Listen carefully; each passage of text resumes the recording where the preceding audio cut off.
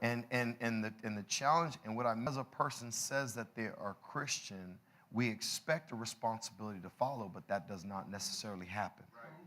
Everybody hear me? And when Christianity encompasses your identity, when you understand who you are in Christ, who you are, when your identity is sure in Christ, your position for God. Is everybody hearing me?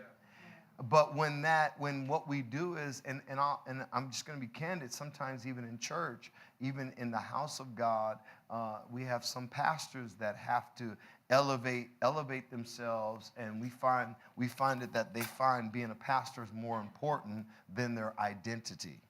And when they find being the position more important than their identity, that's why we have pastors that fail, teachers that fail, worship leaders that fail. Is everybody hearing me?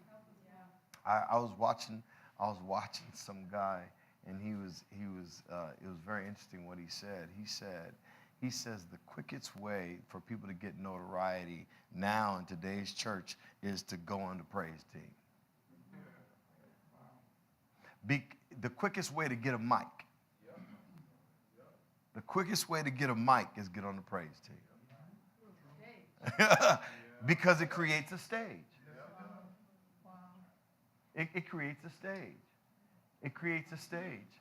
And what we fail to understand, identity calls for a certain discipline.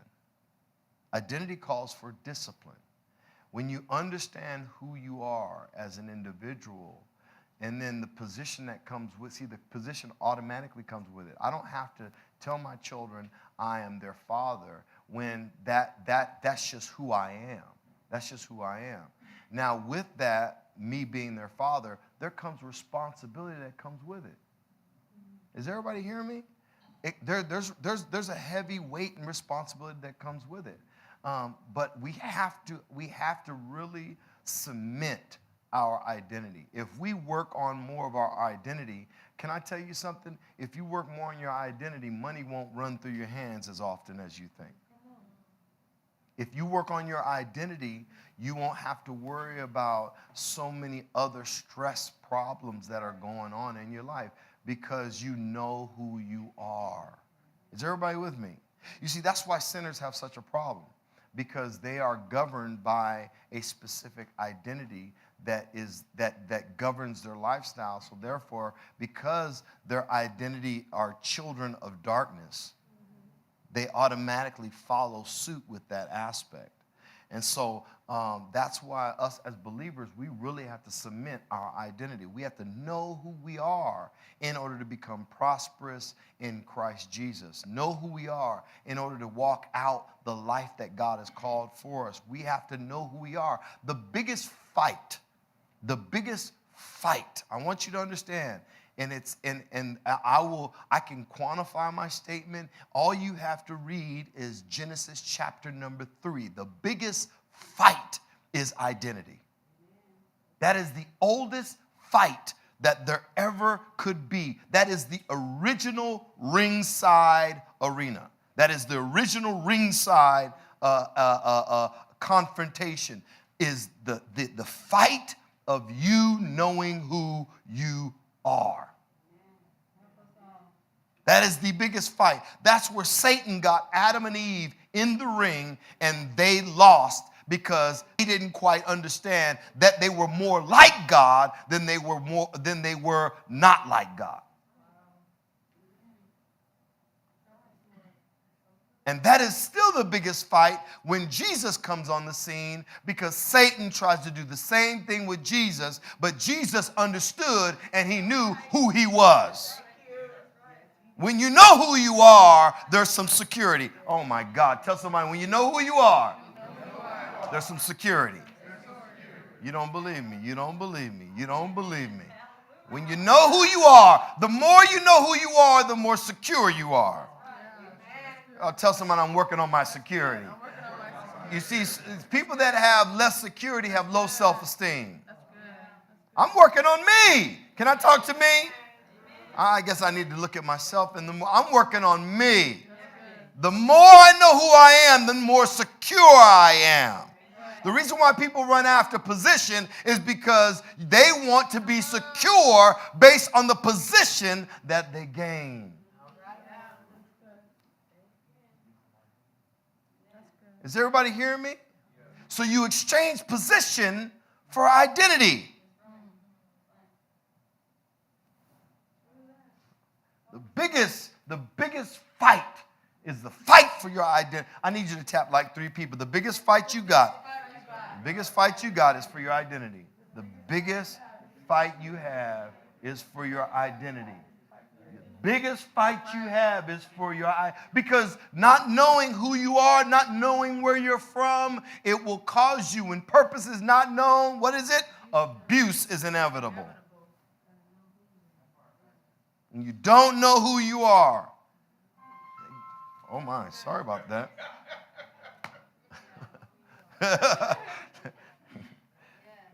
You don't know who you are. Is everybody hearing me? That was the biggest arena. Notice this. That was the biggest arena. That was the biggest arena. You're not like God. You're not like God. Did you know that if you do the thing that God told you not to do, you'll be like God? What? I'll say it again slow. If you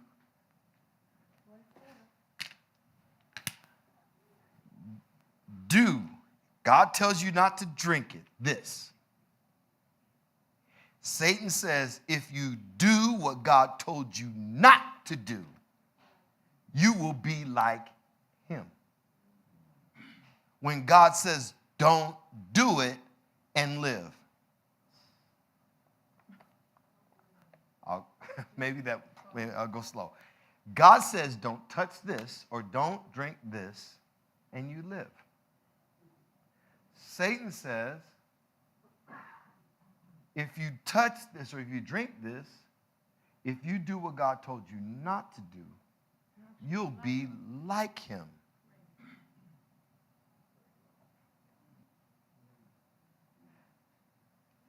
And that's the biggest problem in our society. And she ate the fruit. And he ate the fruit. To be like God. That's just like somebody, I had sex to be like God. I had sex to be like a husband. Come on, Pastor. I had sex to be like a wife. Wait, oh my goodness. Oh my goodness. I fornicated to be like somebody's husband or wife. That's what you're saying. I lie to be truthful. Because I manipulate the situation in order to meet my need. That's why I lie. So the truth is based according to my perception or whatever I want. So I manipulate something in order to make it my truth. Sure, I'm a woman. Sure, I'm a man. I manipulate something to make it my truth.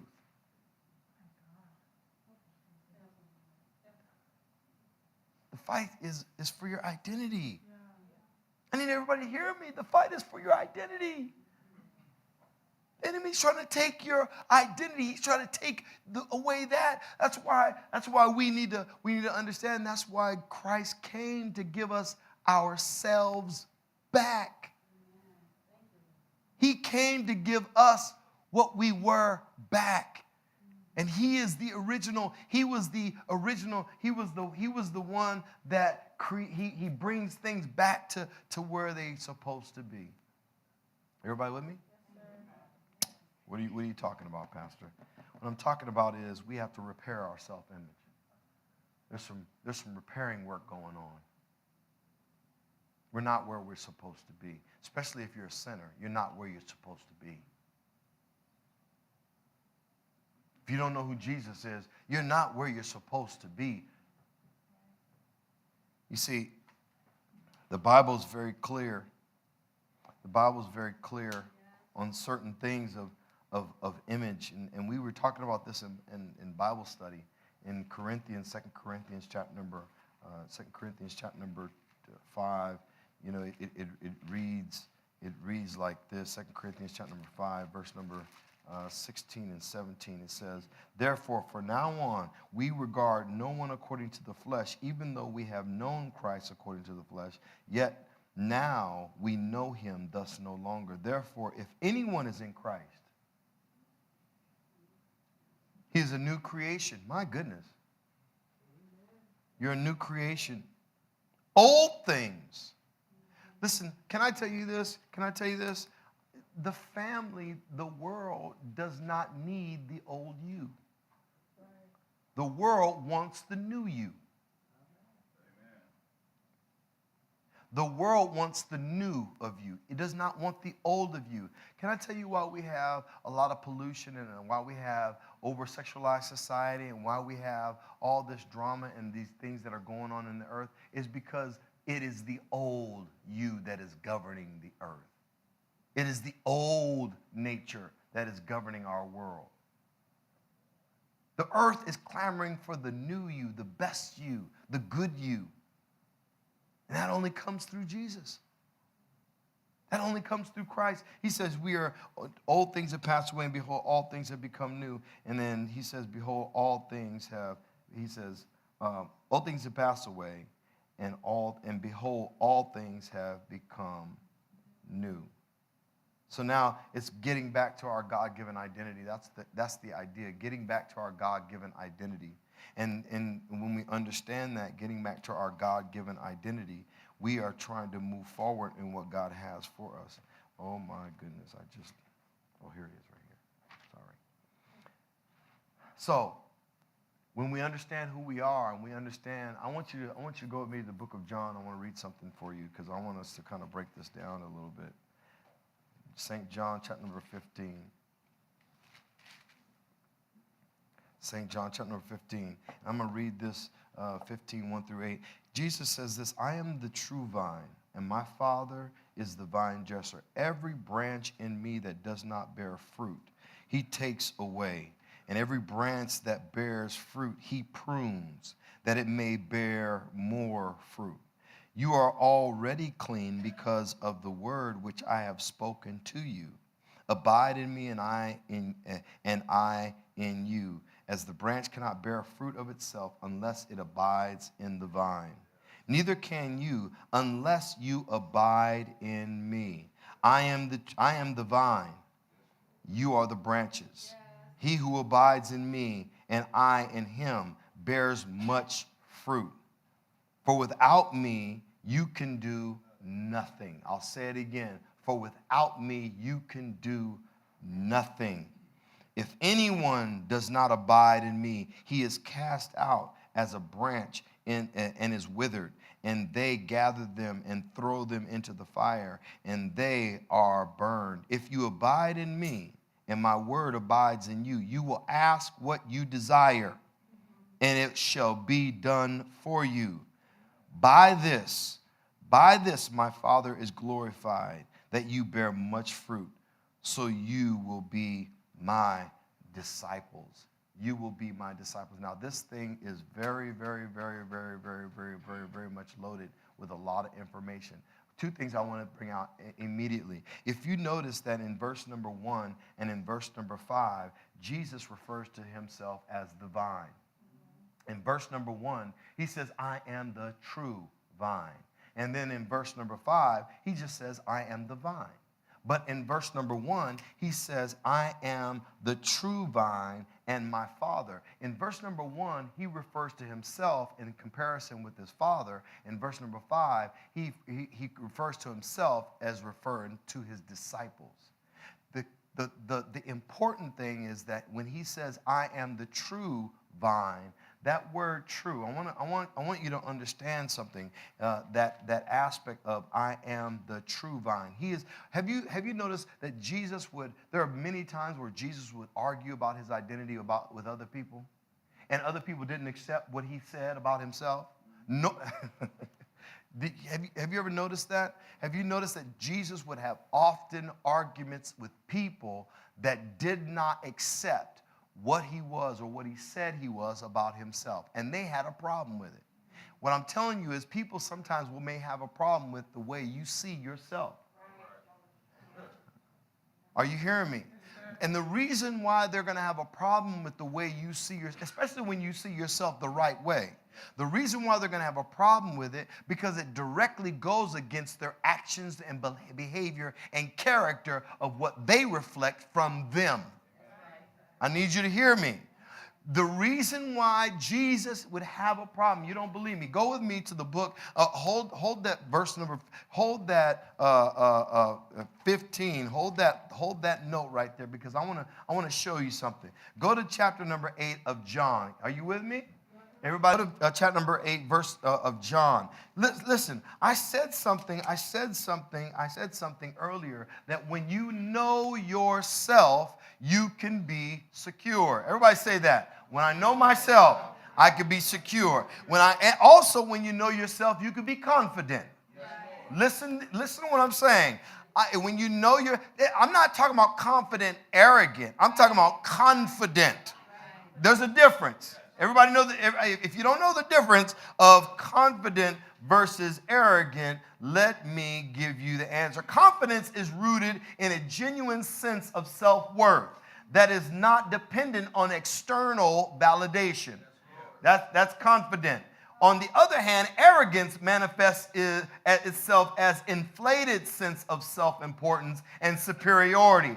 Arrogant individuals often exaggerate their abilities, achievements, and knowledge, or the assert of dominance over others. Ladies and gentlemen, you are dirt just like you and I. So you cannot think that you're better than dirt. Dirt, you see how angels get so giggly when you have dirt, thinking that they're better than dirt? Angels, God winks at that. God says, how in the world? They all came from the same place, but yet they think that they're better than each other, but yet they all go back to the same place. Right?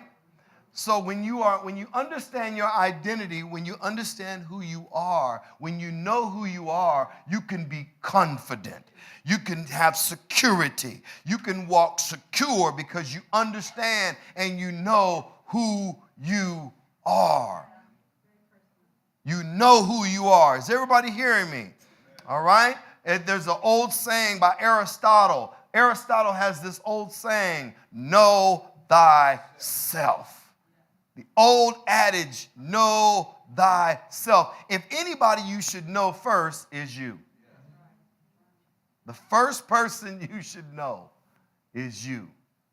If you don't know who you are, then you need to find out who you are. Who are you? Life is constantly asking us, are you? Ladies and gentlemen, life, as you wake up, the first thing that it asks you, the moment you open up your eyes, who are you? Constantly. Problems are asking you who you are. Who are you? Relationships are constantly asking you, who are you? Who are you going to be?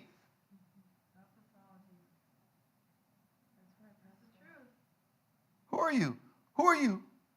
Well, who am I going to get today? Am I going to get the freak you? Am I going to get the raging you? Am I going to get the wrathful you? Am I going to get the flirtatious you? Who are you? Man, I need you to go to my office. Go get that crate on the chair. Because I want. You okay? Because the challenge is that God is consistently asking you every time you wake up, who are you today? The enemy's asking, who am I going to get today?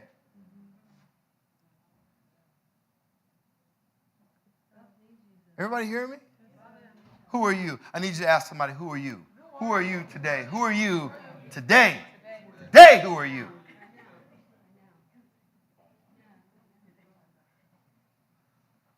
You see, ladies and gentlemen, thank you.